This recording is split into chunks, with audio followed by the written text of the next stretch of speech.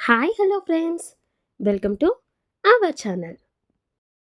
మనం ఈరోజు మనసు మాట వినదు ఎపిసోడ్ 9 చూసేద్దాం. అసిస్టెంట్ డైరెక్టర్ మాట్లాడుతూ, ఓకే అమ్మాయిలు, మీకు ఈ ఛాన్స్ ఇస్తాను, కానీ మీరు నాకు మాట రాకుండా చూసుకోవాలి అని చెప్పి అతని అసిస్టెంట్ని పిలిచి వీళ్ళని డ్రెస్సింగ్ రూమ్కి తీసుకువెళ్ళు అని చెబుతాడు. సరే అని చెప్పిన ఆ అసిస్టెంట్ ఆద్యని నైనాని తీసుకొని వెళ్తూ దారి మధ్యలో వాళ్ళతో పులిహోర కలపడం స్టార్ట్ చేస్తాడు. ఇక్కడికి రావడానికి ఆద్య ఇంక నైనా వాళ్ళని ఎవ్వరూ గుర్తుపట్టకుండా ఉండాలి అని నార్మల్ బట్టల్లోనే వచ్చారు. వాళ్ళని అలా చూసి వీళ్ళు నార్మల్ అమ్మాయిలు అని అనుకొని తన గురించి తాను గొప్పలు చెప్పడం స్టార్ట్ చేస్తాడు అసిస్టెంట్.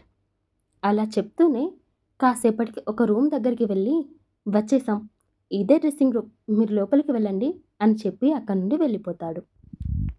ఆ అసిస్టెంట్ వెళ్ళగానే ఆద్యనైనా లోపలికి వెళ్ళి మేకప్ ఆర్టిస్ట్ సహాయంతో రెడీ అవుతారు. వాళ్ళని రెడీ చేశాక మేకప్ ఆర్టిస్ట్ అక్కడి నుండి బయటకు వెళ్తుంది. తను అటు వెళ్ళగానే, మనం ఇక్కడికి ఎందుకు వచ్చాం, నువ్వేం చేస్తున్నావు ఆద్య, అసలు ఇదంతా ఎందుకు అని అడుగుతుంది నైనా. కూల్ నైనా, ఎలాగో రిషి అండ్ క్రిష్ వాళ్ళు వచ్చేసరికి లేట్ అవుతుంది కదా, ఇంకా షూటింగ్ అయ్యే వరకు వాళ్ళని మనం ఎలాగో కలవలేము కూడా, అప్పటి వరకు ఏం చేద్దాం చెప్పు, కనీసం ఇలాగైనా టైంపాస్ అవుద్ది కదా అని ఆద్య అంటూ ఉండగానే అసిస్టెంట్ డైరెక్టర్ అక్కడికి వచ్చి స్క్రిప్ట్ ఎక్స్ప్లెయిన్ చేస్తాడు. ఇప్పుడు మీకు హీరోస్కి మధ్యలో కొన్ని సీన్స్ ఉంటాయి. డైలాగ్స్ పెద్దగా ఏమీ లేవు, కానీ మీ ఫేస్లో ఆ ఫీల్ మాత్రం తెలియాలి. చూస్తుంటే ఇది నిజంగా కళ్ళ ముందే జరుగుతున్నట్లుగా అనిపించాలి. నటిస్తున్నట్టుగా కాకుండా ఆ పాత్రలో జీవిస్తున్నట్లుగా చేయండి అని చెప్పేసి అతను కూడా అక్కడి నుండి బయటకు వెళ్తాడు. ఏంటి ఆద్య ఇది, ఏదో సరదాగా ఉంటుంది అన్నావు, కానీ ఇప్పుడు హీరోస్తో షూటింగ్ అంట, అది కూడా కిస్ సీన్ అంట, ఇప్పుడు ఏం చేద్దాం చెప్పు అని నైనా అనేసరికి, ఏమో నైనా, నేనేమైనా ఇలా జరుగుతుందని కలగన్నానా చెప్పు, ఇప్పుడు పూర్తిగా ఇరుక్కున్నాం, ఇక ఏం చేయలేం కూడా అని ఆద్య కూడా టెన్షన్గా చెబుతుంది. మరోవైపు రిషి క్రిష్లు ఇద్దరూ రెడీ అయ్యి సెట్కి వచ్చేశారు. వాళ్ళ ఇద్దరికి డైరెక్టర్ స్క్రిప్ట్ ఎక్స్ప్లెయిన్ చేస్తున్నాడు. అక్కడ కిస్ సీన్ ఉండడంతో వాళ్ళు దానికి ఒప్పుకోకుండా ఆ సీన్ తీసేయమని అడుగుతారు. కానీ డైరెక్టర్, అది ఖచ్చితంగా ఉండాలి, తీసేయడానికి కుదరదు, ఒకవేళ మీకు కిస్ చేయాలి అని లేకపోతే జస్ట్ అలా కెమెరాకి కిస్ చేస్తున్నట్లుగా పోజ్ ఇవ్వండి, సరిపోతుంది, ఎలాగో క్లోజ్ షాట్స్ కూడా కాదు కాబట్టి నేను ఎలాగోలా మేనేజ్ చేసేస్తా అని చెబుతాడు. దానితో వాళ్ళు సరే అని ఒప్పుకోక తప్పలేదు. ఇంతలో సెట్ మేనేజర్ అంతా రెడీ అని చెప్పడంతో అందరిని పిలిచి పొజిషన్లో ఉండమంటాడు. క్రిష్, రిషి ఒక ఇంట్లోకి ఎంటర్ అవ్వడంతోనే చీర కట్టుకొని పెద్ద బొట్టు పెట్టుకొని కిల్లి నములుతూ ఉయ్యాల్లో కూర్చొని ఉంటుంది ఒక లేడీ. వీళ్ళు లోపలికి రావడం చూసి ఎదురు వెళ్ళి మరీ, రండి సార్, మీకెవరు కావాలి అని అడుగుతుంది. ఇక్కడ ఎవరిని కలవడానికి వస్తారో మీకు మరీ చెప్పాలా, అంటే అలా కాదు, మా దగ్గర కొత్త సరుకు కూడా ఉంది, ఇంకా ఓపెనింగ్ కూడా అవ్వలేదు, ఒకసారి వాళ్ళని కూడా చూస్తారేమో అని హీరోయిన్తో గొడవ పెట్టుకొని హీరో అతని ఫ్రెండ్ ఇద్దరు బ్లోతర్ హౌస్కి వచ్చారు.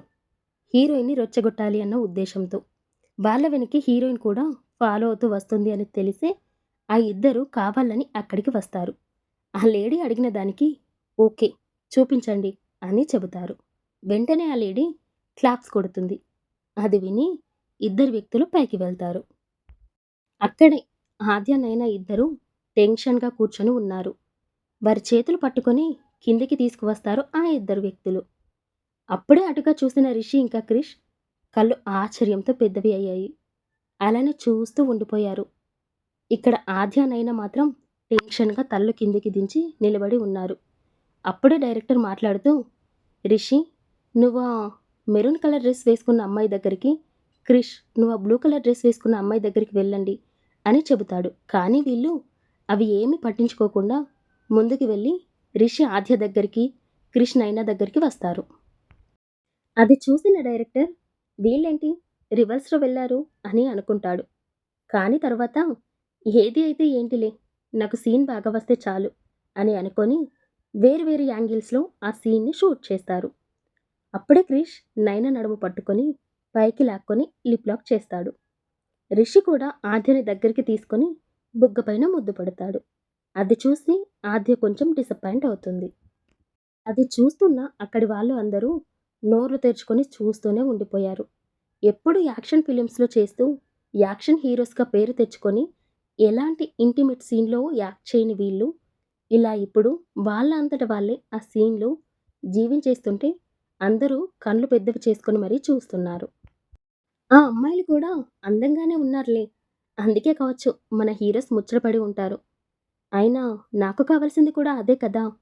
అప్పుడే సీన్ మంచిగా వస్తుంది అని మనసులో అనుకుంటూ, అతని పనిలో అతను మునిగిపోతాడు డైరెక్టర్. ఇది అంతా దూరం నుండి చూస్తున్న హీరోయిన్ కూడా చిరాకుగా ఫీల్ అవుతూ ఉంటుంది. సీన్ పర్ఫెక్ట్‌గా రావడంతో డైరెక్ట్‌గా నెక్స్ట్ సీన్‌కి వెళ్ళిపోయారు. అలా కాసేపటికి షూటింగ్ ఫినిష్ చేసుకొని బయటికి వస్తారు క్రిష్ ఇంకా రిషి. క్రిష్ నైనని అక్కడే ఉన్న రూమ్‌లోకి తీసుకువెళ్తాడు. కానీ ఆద్య ఇంకా రిషి సెట్ దగ్గరే నిలబడి ఉంటారు. కాసేపటికి నోరు విప్పిన రిషి, "ఏమైంది? నువ్వు సపోర్టింగ్ రోల్ కోసం వచ్చావా? మరి రిపోర్టర్ జాబ్ వదిలేసావా?" అని అడుగుతాడు. దానితో ఏం చెప్పాలో తెలియక ఆలోచిస్తున్న ఆద్యని చూసి, తన మౌనమే అంగీకారం అనుకొని ఆద్యని డైరెక్టర్ దగ్గరికి తీసుకువెళ్తాడు. ఆద్య ఏం మాట్లాడకుండా సైలెంట్‌గా అతని వెనకే వెళ్తూ ఉంటుంది. రిషి వెళ్ళి డైరెక్టర్‌తో ఆద్య రోల్ పెంచమని అడుగుతాడు.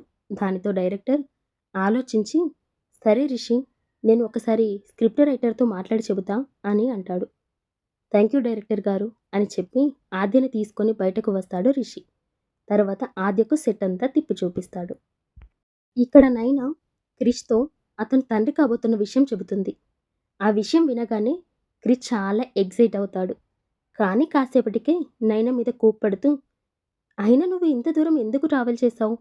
నాకు కాల్ చేస్తే నేనే వచ్చేవాడినిగా" అని అంటాడు. "ఇందుకే క్రిష్, నీ కళ్ళల్లో ఈ ఆనందం మిస్ అవ్వకూడదు అని ఇంత దూరం వచ్చాను. అయినా నేను డాక్టర్ దగ్గర పర్మిషన్ తీసుకున్నాను. నువ్వేం టెన్షన్ పడకు. అయినా సరే నువ్వు రాకుండా ఉండాల్సిందేనైనా. సరే పద, ముందు వెళ్ళి లంచ్ చేద్దాం. అసలే లేట్ అయింది" అంటూ నైనా చేయి పట్టుకొని బయటికి నడుస్తాడు. అప్పుడే రిషి ఇంకా ఆద్య అటువైపుగా వస్తారు. Thank you for listening friends. ఈ కథ మీకు నచ్చినట్లయితే లైక్ చేసి నా ఛానల్‌ని సబ్స్క్రైబ్ చేయండి. అలాగే ఈ కథ పైన మీ అమూల్యమైన అభిప్రాయాల్ని కామెంట్‌లో తెలపండి. Bye bye.